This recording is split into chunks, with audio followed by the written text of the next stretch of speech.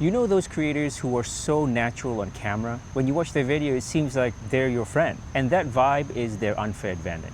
But when I first started to talk on camera, man, I was stiff, uncomfortable, and straight up cringe. The pressure to be perfect and to perform was so intense that I often procrastinate from making videos at all in the first place. There's always some sort of excuse. Not today, I'll do it tomorrow. I'll do it next week after my haircut. Oh, I just bought a new mic, I'm gonna wait for the mic to come. Then I'll shoot. Basically any excuse under the sun to not make videos because I was just so uncomfortable. And I know I'm not alone feeling like this because a lot of you have all the perfect equipment, have all the scripts ready, but for whatever reason, you just don't want to record video. And if I can boil down why I feel that way, is because I simply couldn't be myself on camera until I made this one simple switch. And now I can make videos comfortably pretty much anywhere. Like right now I'm in a park. I'm waiting to pick up my kid in about 2 hours and I can whip out a video. And my vibe is just like me talking to a friend. So in this video, I'm gonna be sharing with you the mindset shift that you need to do so you can become yourself on camera so that people trust you online, they're gonna buy your stuff, and you're actually gonna enjoy making videos.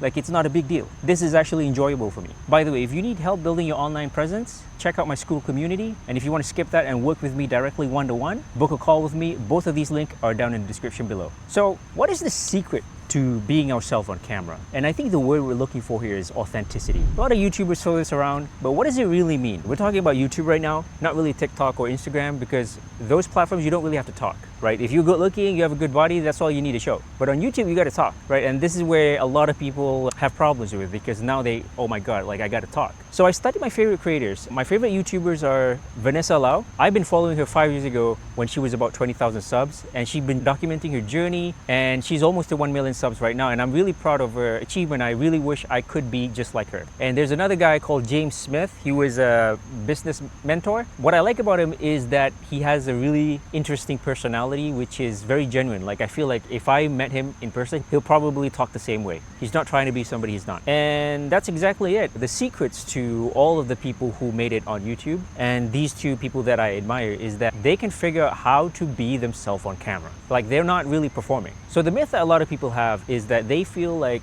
oh, I need the perfect camera, I need the perfect script, I need to have the perfect hook, the perfect outline, all that stuff. But all that's doing is making you stiff when you record. People don't really buy from what you say, but they buy from how you make them feel. Recently, I've been posting a lot of videos on LinkedIn as well, and that's how I got one of my coaching clients. And he said he'd been watching a lot of my videos, and when he paid for my coaching program, I asked him, why did you pick me? And he said, well, I've been watching your videos. I didn't remember what you taught me in the video, but you sound like you know what you're talking about, and I feel like I can get along with you. And that's why he became a client. So again, people don't buy what you say, like your tutorials or whatever. They don't buy you because of that. They buy because I was telling a story and I made them feel something. And if you really think about it, a lot of people say, oh, how to be authentic, how to do this and how to do that. And they think that they need all these hacks, but they still don't want to show up. And I think the real answer is if you can figure out how to be yourself online, all of this will be solved automatically. You would solve your anxiety. You can release the pressure to be perfect because you don't have to be perfect. You just be yourself. And you also stop comparing yourself. So one of the reasons why you feel pressure to do video is because you see your competitors, they're doing things a certain way and you feel that you got to keep up. But if you just show up as yourself, there's only one you in this world. You don't feel like you need to compare yourself with others. Does that make sense? All right, so before we get into how to be more authentic, let's figure out like why are you not authentic in the first place? You're inauthentic because the person who you are in person, let's say you meet your friend at a cafe, you want to catch up, you have a certain vibe, you're really happy. That person and the person in front of the camera is not the same person. But for me right now, I figure out a way, and I've been practicing a lot, that how I talk to the camera right now, my mannerism and everything, is exactly how I would talk if you were to meet me physically here, sitting right next to me. It's the same person. So why is the person in front of the camera different than the real person? Is because, again, you're trying to copy your idols. So that puts pressure on you. You see your competitor doing a certain way, have certain energy, you feel like you need to outdo them, but that's not really you. And we all have quirks, right? Maybe you're embarrassed about how you look and you try to hide that, but that's the real you. But I gotta tell you something, your channel and your personal brand will grow the moment you embrace your true self and you bring that true person on camera. That's the moment where everything will change. So how do we bridge this gap between the real you off camera and the you talking to the camera? So how do we do that? So basically, we're trying to get your vibe on camera. You do not want to be an influencer. Some YouTubers be like, hey guys, welcome to my channel. The reality is nobody really talks like that, and that's super fake. So that's too much. On the opposite end of the spectrum is like a news anchor, like, hello, today I'm going to teach you this, or like a really boring college professor. So that's on the opposite end of that spectrum. So what you want is somewhere in between, right? That's usually where your real self is. You're somewhere in between there. Imagine this. Let's say you got a text message from a friend you haven't met in a long time, but you used to hang out a lot. You say, hey, I'm in town, we haven't met in years, let's hang out and shoot the shit. So you're gonna meet him and you're gonna be all excited because you used to hang out all the time, you're really close. And at the cafe, you're gonna be really excited to talk to another, share your story, share what you've been doing, maybe crack some risky jokes. So that's the vibe you want to be comfortable when you're talking to the camera. So when I look at the camera, I don't look at it as this is a camera. I look at it as, okay, this is a friend I'm gonna meet at a cafe and I'm just gonna tell this story. So this video is about how to be authentic, and I imagine like that friend, I have a name for him. He asked me, hey, how to be authentic online? And this is exactly how I would explain to it, right? It's not a boring lecture. It's not a influencer YouTube tutorial either, right? So it's somewhere in between. The other tip to help bring your true self online is that you have to embrace your quirkiness. So maybe it's because of TV and Instagram, we were so used to seeing everybody so perfectly good looking, flawless and everything, right? And this reminds me of, like, I'm here in Malaysia, that's where I'm from, but I studied in the US, in Wisconsin. So Wisconsin is quite of a small town, predominantly white. Nothing wrong with that, but like I was definitely a minority, and I don't know why, but maybe it's because at the time I was also really young, like 19, 20, something like that. So I wasn't confident in myself either, but I always almost feel like I just look so different compared to the regular white people over there. And I'm not saying that white people look better than Asian people, that's not what I'm saying. I'm just saying that I look different than them, and somehow when I was around 20 years old, that really bothered me, right? So it bothered me that I was wearing glasses. Like people are gonna, oh, that nerdy Asian guy. And I was really bothered that I was kind of scrawny, like I wasn't buff, because Asian people generally were kind of slim. So compared to those guys, I'm really skinny. And I actually have really big ears. I don't know if you can see this, but like that's one of the reasons why I keep my hair long, so I can hide that. And I used to fear that I have freckles underneath my nose. Can you see it? I got freckles here. And that used to really bother me. So basically, when I was in the US, I was really self-conscious that I stick up too much. But now I'm older, and I started to realize something, that whatever quirkiness that you have, the thing that you're really self-conscious about, that's actually what makes you unique. If you think about it, if I'm competing against all these YouTubers and they all like white people, and I'm this Asian guy, and I don't even look like the typical Chinese, so people are like, oh, this guy's interesting, like where's he from, right? So the quirkiness, like my big ears, my freckles on my nose, is actually what makes people remember me. And you have your own quirkiness too that you're really self-conscious about, but that's what actually makes people remember you. So I think just embrace it. What people really want when they watch your videos is that they really like your story and they like your vibe. That's it. So the next point that I'm going to share is a big one. And one of the reasons why you feel inauthentic online is because you put a label on yourself. So for example, I used to label myself as a YouTube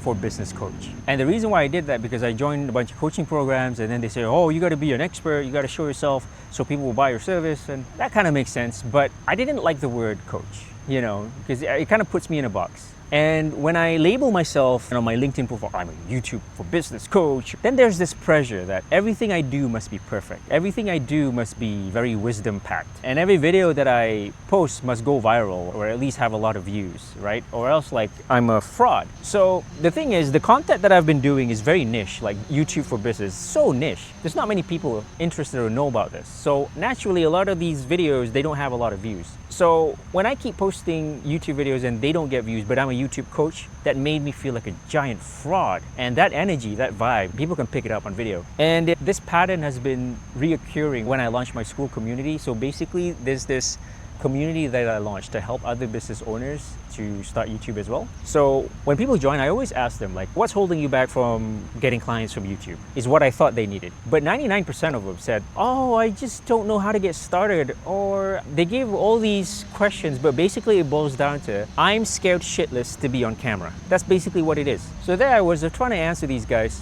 but I didn't know how to do it. If I think about it, I had the same problem too. When I dig deeper, like, why did I feel that way? It's because I put a label on myself as a YouTube coach. You probably a consultant of this or coach of that. Is that really necessary? Later on, I watched this one video from Vanessa Lau. It was a video about personal branding shift that everybody have to do. And she said, you need to stop putting labels on yourself because it's really boring. So instead of saying, I'm a YouTube coach for business owners, your branding shouldn't be your title, but it should be the long-term transformational journey you're trying to achieve. For example, instead of I'm a YouTube coach for business owners, right now I am an ex-engineer. I really don't want to work 9 to 5. So that's why I'm trying out this solopreneur thing, and I'm trying to do that with YouTube. And the reason I'm doing all this is so I can spend more time at home with my 2 kids. Now, boom, all of a sudden, the pressure has been released. Like, I'm no longer a coach. I no longer promise you're gonna get so many clients, so much money from YouTube, but I help you to just be yourself. And I help people who are just a couple of steps behind me. So I'm not lying to you. I don't feel like a fraud anymore. And because of that, I'm now confident to record this video in public. Like right now, there's people walking by and I'm confident. I don't feel like a fraud. Like, I couldn't do this before when I was a coach because this is so embarrassing. Like, oh, look at that YouTube coach. You're like, nah, I'm just some guy. I'm trying to make this solopreneur thing work with YouTube, all right? So I'm vlogging in public right now. So the lesson, maybe you need to remove the labeling from yourself. Maybe you're not that coach. Name yourself after the journey you're trying to achieve.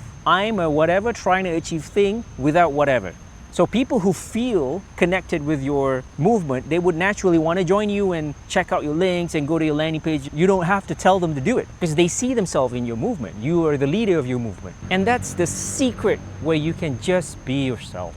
Like how I am right now. It's such a relief. I can just be myself. I can be at this garden on a Wednesday at 11 a.m. There's people walking by. They're looking at me because they're looking at my camera, but I don't care. So how do we practice to be more authentic online? It does require practice. The moment you make the mindset shift, the physical practice becomes way easier. So here's a quick tip that I've done. Honestly, you got to try vlogging, like what I'm doing right now. Vlogging means you just take your camera outside, because we all think that I can just record in my room, in the safety of my room. Nobody's going to bother me or judge me and my channel will explode. Maybe, but you're going to come into a creative rut and your audience is also going to get bored. They want something new. So that's why I'm doing this. I want to give my audience something new, and who doesn't like this kind of background with this sound of the water? It's nice. And when I first started vlogging, I remembered I picked this library close to my house. It was a Spanish themed library, really pretty. So at the courtyard, there was this fountain. It was amazingly beautiful. And I set up my camera and everything, like this thing right here. And I was so scared to film because I thought everybody's going to judge me. And I was so close to just quitting. I just wanted to pack everything up and just go back to my house. And I can't do this. Like, I just record in my room. But I know that's not going to grow my channel. Like, I have to do something new. I have to record here because it's so beautiful. So I did it anyways. 5 minutes in of me yapping on the camera, ignoring pretty much everything going on, and I got comfortable. And I see people walking around, and I thought, oh man, they're gonna judge me, or I look lame or cringe or whatever, but they just walked past me. They were on their phone, they're minding their own business, they don't care. So it's all in your head. And now I'm really confident to vlog in public. So you're gonna see me vlogging outside in public all the time moving forward, because this is nice. This is much better than me in my room. Do you think so? Leave a comment down below. And here's another tip. If you're doing vlogging, make sure you try to be discreet as possible, especially when you're starting out, because if not, then you're going to be really pressured when you think people are judging you. So I think a tip is just to record with your phone. But people are like, oh, he's just video calling somebody. So that's a nice tip.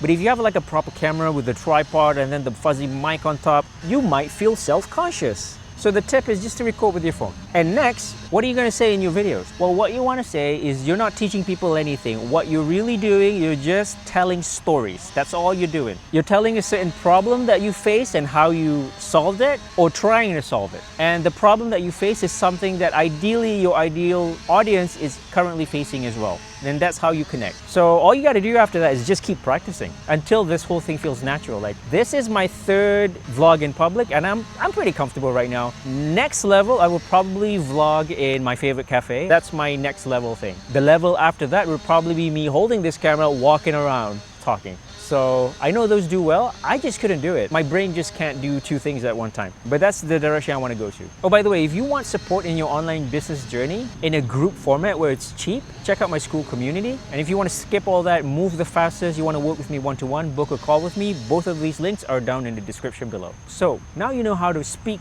with authenticity in your videos. The next thing you probably want to know is, okay, now you have these views, how can you convert the views that you have into business opportunities? Like, what's the system? What's the process? So if you want to know how I do that step by step, watch this video right here.